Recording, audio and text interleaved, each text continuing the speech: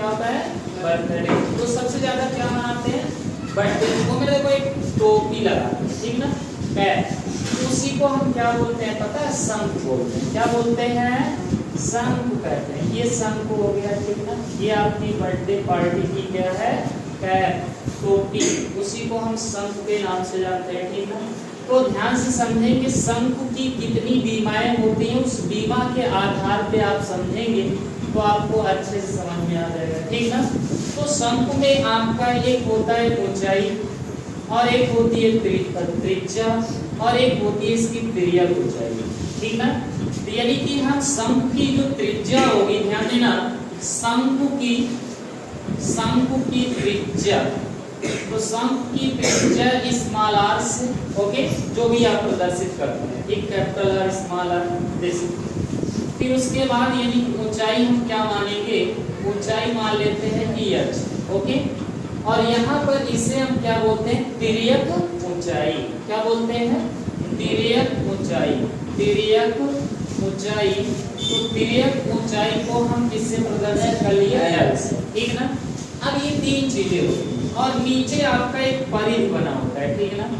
तो कभी भी यहाँ पर हमें जरूरत पड़ेगी इसको ढकने के लिए, तो इसके लिए आप परिध लगा सकते हैं, ठीक ना। क्या लगा सकते हैं? परिध का फार्मूला, ठीक ना, जब आवश्यकता पड़े। यानी कोई पूछे आपसे शंकु की परिध, तो आप फार्मूला बताएंगे 2πr, ओके। क्या बताएंगे? 2πr, ठीक है। अब ध्यान से, ये है शंकु का यानी कि ऊपर वाला पृष्ठ, ठीक है ना। क्या बोलेंगे उसे? शंकु का पृष्ठ यानी कि वक्र पृष्ठीय क्षेत्रफल जब भी है तो हम ऐसा नाम दे सकते हैं शंकु का वक्र पृष्ठीय क्षेत्रफल, ओके। तो आप इसका आंसर क्या देंगे? πr_l। क्या नाम देंगे? πr_l, okay. अब देखो, किसी अगर आपसे संपूर्ण पृष्ठीय क्षेत्रफल पूछा जाए तो संपूर्ण मतलब नीचे वाला भी ढका होगा तभी संपूर्ण माना जाता है, ठीक है। तो संपूर्ण पृष्ठीय क्षेत्रफल जब भी निकालेंगे, शंकु का संपूर्ण पृष्ठीय क्षेत्रफल बराबर ये होता है πr_l प्लस इसीलिए नीचे वृत्ताकार होता है, ऐड कर देंगे πr²। अगर आप कॉमन ले लेंगे तो πr ब्रैकेट में l प्लस स्मॉल r हो जाता है, ठीक ना। ये फार्मूला आपका बनता है, ठीक। एक फार्मूला और देते हैं आपको, वो होता है क्या? शंकु का आयतन का फार्मूला, आयतन। तो शंकु का आयतन का 1/3 πr² होता है h, ठीक है ना। लेकिन जहां पर l की वैल्यू कभी कभी दिया रहेगा या नहीं दिया रहेगा, ठीक ना। तो आपने पाइथागोरस प्रमेय पढ़ा है, त्रिभुज में पढ़ा, ठीक ना। तो पाइथागोरस प्रमेय से आप इसको एक त्रिभुज मान के निकालेंगे तो तिर्यक ऊंचाई का एक फार्मूला बनता है। तिर्यक ऊंचाई स्मॉल l बराबर √r² प्लस h²। जब भी आपको आवश्यकता पड़े यानी कि l ना दिया रहे तब आप इसी फार्मूला से ज्ञात कर लेंगे ये शंकु के इतने फार्मूला होते हैं, ठीक ना। तो यानी कि हमने आपको बता दिया कि ये शंकु होता है। शंकु की आकृति ऐसे होती है, इसमें आपको त्रिज्या और ऊंचाई और तिर्यक ऊंचाई तीन चीजें ये होती हैं, ठीक ना। तो शंकु की परिध का फार्मूला 2πr होता है और शंकु का वक्र पृष्ठीय क्षेत्रफल πr_l होता है और शंकु का संपूर्ण पृष्ठीय क्षेत्रफल जब भी पूछे तो πr_l यानी कि ऊपर वाले पृष्ठ में नीचे वाला भी ऐड कर देंगे यानी πr² होता है। तो ये इसको यानी कि नीचे πr² मतलब एक वृत्त बनाता है, ठीक ना। अब उसके बाद यहाँ से ऐड करने के बाद l प्लस क्या होता है? r हो जाता है, ओके। अब यहाँ से फिर हम शंकु का आयतन का फार्मूला लिखते हैं, तो 1/3 πr² h होता है, जहाँ पर हमने बताया कि l बराबर यानी क्या होता है? √r² प्लस h², ठीक ना। किसी को कोई डाउट होगा तो क्लियर करें। इसका एक शंकु के आधार का व्यास दिया गया और उसके बाद इसकी तिर्यक ऊंचाई 10 सेंटीमीटर है। इसका वक्र पृष्ठीय क्षेत्रफल ज्ञात कीजिए। हमने आपको बताया व्यास कभी भी दिया हो तो आप त्रिज्या निकाल लिया करेंगे, क्योंकि जितने फार्मूला है, सब में त्रिज्या लगा हुआ है, ठीक ना। तो आपको पता होगा त्रिज्या बराबर क्या होता है, व्यास बटे 2। तो व्यास कितना है 10.5 बटे 2, त्रिज्या को स्मॉल r से भाग दे देंगे, कितना आएगा, नहीं तो ऐसे रहने देंगे, ओके, बाद में काट के दे दो, ओके। फिर आगे यहाँ पर आपको तिर्यक ऊंचाई दिया है, ध्यान में रखेंगे, तिर्यक ऊंचाई को l से बराबर 10 सेंटीमीटर दिया है। अब हमसे पूछा वक्र पृष्ठीय क्षेत्रफल, अब याद कर लेना हमेशा, ये क्या है, देखो ध्यान से, शंकु है, क्या है, शंकु है। तो आप यहाँ लिखेंगे शंकु का वक्र पृष्ठीय क्षेत्रफल। तो क्वेश्चन हमने आपको नहीं बताया, बिल्कुल बताया, उसका फार्मूला बताया, क्या बोला, पाई आर, पाई का मान 22/7 और r की वैल्यू आपको दिया गया 10.5/2, l की वैल्यू कितना है 10 है। अब देखो आपको चाहे जैसे काट लो, ये 11, इसको नहीं काटेंगे, प्रॉब्लम ना हो, ताकि ना अच्छे से काटना सीखो, काटना। अगर आपको काटना आ गया तो जान लो सवाल में कुछ रहता नहीं, ठीक ना। तो इसको काटेंगे 5 आएगा, 5 से गुणा करेंगे तो प्रॉब्लम आपको क्रिएट करेंगे, ठीक ना। इस तरह से कोई दिक्कत नहीं होगी। देखो 7 इकन्नम, ये 7 इकन्नम 7, 3 बचा, दशमलव ये 35 आया, बिना दशमलव लगाए नहीं भाग दे पाओगे, तो दशमलव लग गया। अब आ जाएगा 3, ये 7 बचे 35, 1.5, वैसे भी 15 7 105 होता है, एक अंक में दशमलव लगाए तो कटा कि नहीं कट गया ना। अब ध्यान से, अब इसके बाद जो बचा हुआ है 11, अब 10 से गुणा कर देंगे, दशमलव हट जाता है ना। हमने यही बोला कि जब भी आपको भाग देना होता है, ठीक ना, जब भी भाग देंगे यानी गुणा करेंगे 10 से 100 से, जय दशमलव रहेगा उतना पीछे चला जाता है, ठीक ना। तो जय 0 से गुणा मारोगे तो पीछे मुक्ता चला जाता है। फिर आगे 15 यानी 11 से गुणा कर लेंगे, 11 बचे 55, 11 इकन्नम 11, 11 5 कितना हो जाएगा 16, इतना वर्ग सेंटीमीटर क्षेत्रफल होगा, चाहे जो क्षेत्रफल हो। तो ये मात्रक ध्यान दे लिया करो, ठीक है ना। अगर 2 सेंटीमीटर में तो यहाँ वर्ग सेंटीमीटर लगाओ, आयतन रहेगा तो घन लगा दिया करेंगे, ठीक है ना। अगर इन दोनों में डिफरेंस है तो दोनों को एक बना लो, चाहे सेंटीमीटर में बना लो चाहे मीटर में, तभी सवाल लगाना, ओके। नंबर 2, ठीक ना। पहला क्वेश्चन हुआ, हमने फार्मूला दिया, दूसरा क्वेश्चन फिर से सीखेंगे, ठीक ना। देखो इसमें कहा एक शंकु का कुल पृष्ठीय क्षेत्रफल ज्ञात कीजिए। अब कुल यानी कि संपूर्ण हो गया, ठीक ना। संपूर्ण पृष्ठीय क्षेत्रफल का तिर्यक ऊंचाई चाहिए, हमें क्या चाहिए, तिर्यक ऊंचाई। अब इसमें दिया गया है 21, यहाँ देखो ये तिर्यक ऊंचाई 21 मीटर हो गया और आधार का व्यास हो गया 24 मीटर, ठीक ना। हमने क्या बोला, हमने बोला व्यास जब भी दिया हो त्रिज्या निकालो, 24/2 बराबर क्या लगाओगे 12 मीटर, करेक्ट। और तिर्यक ऊंचाई मतलब यल हो गया, यल बराबर 21 मीटर हो गया। दोनों मात्रक समान है, कोई प्रॉब्लम नहीं होनी चाहिए। अब हमें चाहिए क्या, हमें चाहिए कुल पृष्ठीय क्षेत्रफल, कुल पृष्ठीय क्षेत्रफल, ओके। जैसे लगाओगे तो हमने पाई आर ब्रैकेट में यल प्लस क्या बताया था, आर बताया। ये फार्मूला होता है संपूर्ण पृष्ठीय क्षेत्रफल का, ओके, कोई डाउट नहीं है ना। फिर आगे पाई का मान 22/7 होता है और r की वैल्यू आपको कितना मिला है 12, ओके। फिर आगे यहाँ पर आपको 21 मिला प्लस 12 मिला, ओके। अब ऐड करेंगे 22/7 और ये कितना हो गया 12 और इसको जोड़ लेंगे, ये 3 हो गया और ये 3 हो गया, ओके। अब ये तो कटेगा ही नहीं, अब को नहीं कटेगा, हाँ जी। और अगर पाई का मान अगर ना कट रहा हो तो आप जो 22/7 रखते हैं ना जी, वो 3 दशमलव कितना रख लिया करो 4, ठीक है ना। बड़े आसानी से हल हो जाता है और एक भाग देंगे खुद ही आता है 3.14, ठीक है ना। और ये 12 यानी बारतीय कितना हो जाएगा 36 और बारतीय 36 3 कितना हो जाएगा 39 हो गया ना। अब इसी का हम गुणा कर लेते हैं, जो आएगा वही आंसर आ जाएगा, ठीक ना।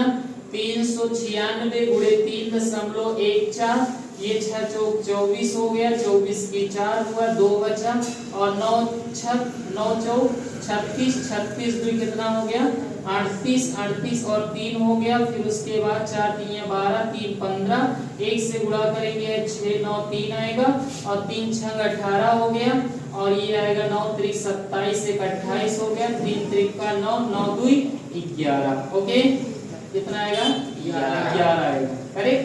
ये 4 8 6 14 और ये आएगा 9, ये 5 14, 14 8 कितना हो जाएगा 22 और 22 में एक जोड़ दो 23, 8 8 4 12 और 12 2 14 और एक ये 2 हो जाएगा, ये इतना हुआ। ठीक है, अंक का दशमलव 2 अंक थे तो कितना आ गया 12 43.44 वर्ग मीटर। ये इसका आंसर हुआ। ओके, कोई प्रॉब्लम नहीं, लगाएंगे सवाल।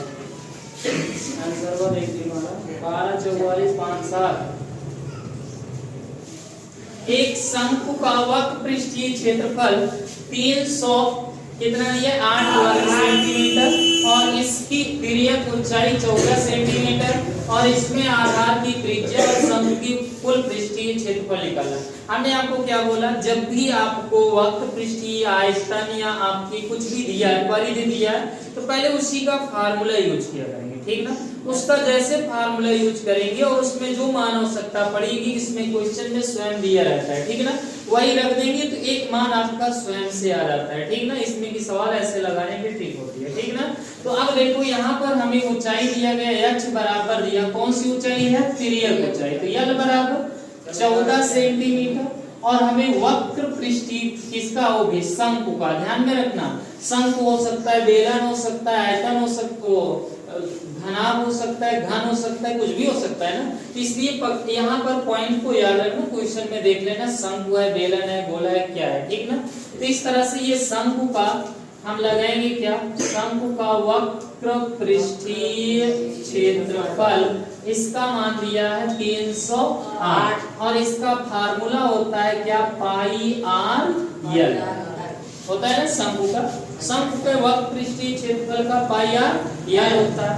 अब देखो ये हो गया 308, अब यहाँ से पाई का मान 22/7, आर की वैल्यू नहीं पता है, यल की वैल्यू 14 है और ये कितना हो गया 308, ये 7 दूनी 14 और उसके बाद r बराबर इसका गुणा मत किया करो, पहले काट दिया करो, 22 गुणे कितना हो गया 2, 2 से काटो ये आएगा 2 51 2 5 6 10 2 4 8, ठीक ना।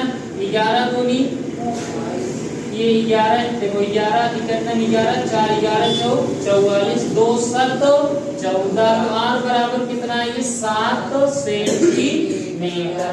अपने आप आया कि नहीं आया, मिल गया। क्या मिला हमें, पहला पॉइंट आ गया, कौन सा था वो हमारा आधार की त्रिज्या। ओके, इस तरह से ये आधार का त्रिज्या है। अब हमें चाहिए क्या, शंकु का कुल पृष्ठीय क्षेत्रफल। तो अब हमारे पास सब चीज उपस्थित है, ठीक ना। अब यहाँ पर देखो हमें चाहिए शंकु का कुल पृष्ठीय क्षेत्रफल। ओके, फार्मूला होता है पाई आर ब्रैकेट में यल प्लस आर, ठीक ना। अब इसी में मान रख के सॉल्व करना है। पाई का मान 22/7, आर का मान ये 7 रहा, यल का मान यहाँ पर 14 है प्लस आर का मान कितना दिया गया है, निकला गया जी 7। अब इसी को जोड़ लो, ये कट गया 22 गुणे कितना आ गया ये 21 21, ये 22 का 22 22 दूना 44 44 2 46 वर्ग सेंटीमीटर। कोई डाउट लगाएंगे, समस्या में पूछ लिया। लकीर देखेंगे शंकु के आकार का एक तंबू 10 मीटर ऊंचा है और उसके आधार की त्रिज्या 24 मीटर है। ज्ञात कीजिए नंबर 1 तंबू की तिर्यक ऊंचाई, दूसरा तंबू में लगे कैनवास का लागत, यदि 1 वर्ग मीटर कैनवास की लागत कितना है 70 रुपया है, ठीक ना। तो यानी कि कैनवास का मतलब ये हो गया कि उसमें मतलब हमें जो कपड़ा लगाएंगे उसके लिए एक वर्ग मीटर का खर्च कितना देंगे हम 70 रुपया। तो पहले हम पूरा क्षेत्रफल निकाल लेंगे, तो जो आएगा उसी में 70 से गुणा मार देंगे, आंसर आ जाएगा। ठीक, एक वर्ग मीटर का दिया तो जितना वर्ग मीटर आएगा गुणा कर लो, ठीक ना। एक का दिया तो कोई दिक्कत नहीं है, ठीक ना। अगर एक फॉरेस्ट ना दिया 2 3 4 लिखा हो उसी से भाग देके तब गुणा किया करेंगे, ठीक है ना। आगे ध्यान से सुनेंगे। यहाँ शंख के आधार की तंबू की ऊंचाई मतलब ऊंचा मतलब ऊंचाई h की वैल्यू h बराबर कितना दिया 10 मीटर और आधार की त्रिज्या r बराबर 24 मीटर दिया है। हमें तिर्यक ऊंचाई पूछा है पहला पॉइंट, तो l बराबर √r² प्लस h²। पढ़ा कर तो l बराबर √ अब r की वैल्यू क्या है 24 का वर्ग और प्लस h मतलब 10 का वर्ग, 24 गुणे 24 576, ओके, प्लस 10 100 और इसे ऐड कर लेंगे, कितना आएगा 676। आइए वर्गमूल भी आज सिखा देते हैं आपको, ओके। क्या निकालेंगे वर्गमूल, ये 6 7 और कितना हो गया 6, ओके। आप जोड़ा बना लेंगे, 2 दूनी 4, मतलब ऐसी संख्या लीजिए जो 6 से ज्यादा ना हो, उसी में गुणा करना होता है, 2 दूनी 4। तो ये 4 लिख लिया हमने, 2 है, फिर जोड़ा सहित उतारेंगे, ओके। फिर ये 2 2 कितना हो गया 4, इसको आप पहले मोल लीजिए थोड़ा से, तो एक गेस लग जाता है। जैसे 8 3 कितना, ओ सॉरी 6 4 24, अगर 7 बार ले जाएंगे 7 4 28 ज्यादा हो जा रहा है, हाँ जी। तो हमारे पास एक गेस हो गया, अनुमान लग गया कि हम कितनी बार ले जाएंगे। यही आगे वाले में पढ़ लिया करो, हाँ जी। इसके आगे वाला अंक लेके इसी में पढ़ते हैं, ओके। अब इसमें पढ़ेंगे तो कितनी बार जाता है, यहाँ एक अंक मुनते हैं तो इसमें कौन है, इसमें 2 मूल्य तो इसमें 1 मुनेगा, ऐसे ऐसे मुनता है, ठीक ना। तो इसके लिए आप कितनी बार ले जाएंगे आपको पता हो गया, कितनी बार ले जाएं 6 बार। 6 बार वो भी क्लियर नहीं रहेगा, उससे कम हो सकता है लेकिन ज्यादा नहीं होगा, ये मत सोचना बस हो गया गैस लगा लिया। तो चलते हैं 6 बार ले चल के देखते हैं, 6 बार, ये 6 6 36 और 6 4 24 24 3 27, देखो कट गया कि नहीं कट गया, कितना आ गया आंसर 26। बताओ क्या प्रॉब्लम है भाई, इतना बढ़िया से लिख के दिया और क्या चाहिए। दूसरा हमें क्या चाहिए, दूसरा हमें चाहिए तंबू में लगे कैनवास की लागत। तो कैनवास जो लगाया जाता है यानी कपड़ा जो शंख के आकार के ऊपर लगा हुआ है वही पृष्ठीय क्षेत्रफल, नीचे नहीं लगाया जाता है ना, है कि नहीं, कोई कपड़ा नहीं लगाते हैं। तो इस तरह से हमें उसकी लागत बतानी है, तो यानी कि हम वक्र पृष्ठीय लगाते हैं, क्या लगाएंगे वक्र पृष्ठीय, यानी कि तंबू का, ओके, तंबू में लगे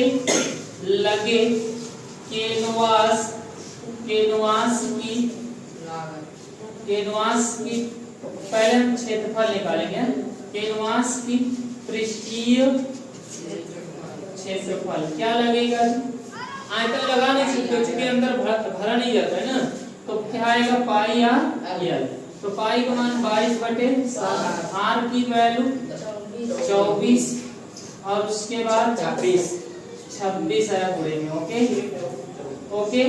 अब निकालेंगे, अभी काटा नहीं कोई दिक्कत नहीं, अब निकालो कुल खर्च, कुल लागत निकालो, कुल लागत या खर्च एक ही होता है, कितना है देखो, क्या रुपया दिया है 70, ठीक है ना, इसलिए हमने भाग नहीं दिया, देखो वहाँ 70 लिखा है ताकि कट जाएगा, ठीक है ना। तो 22 गुणे 22/7 गुणे 24 गुणे 26 गुणे 70 से गुणा कर देंगे, रुपया में आ जाएगा 10 हो गया।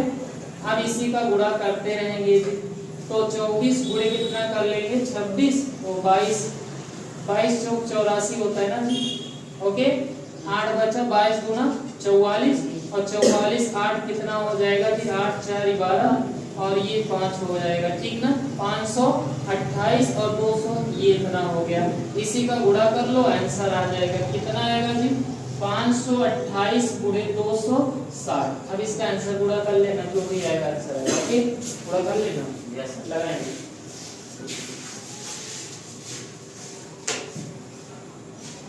चार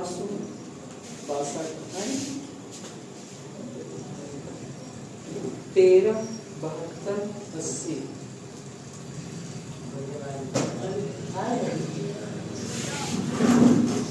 बस वही आज का दिन।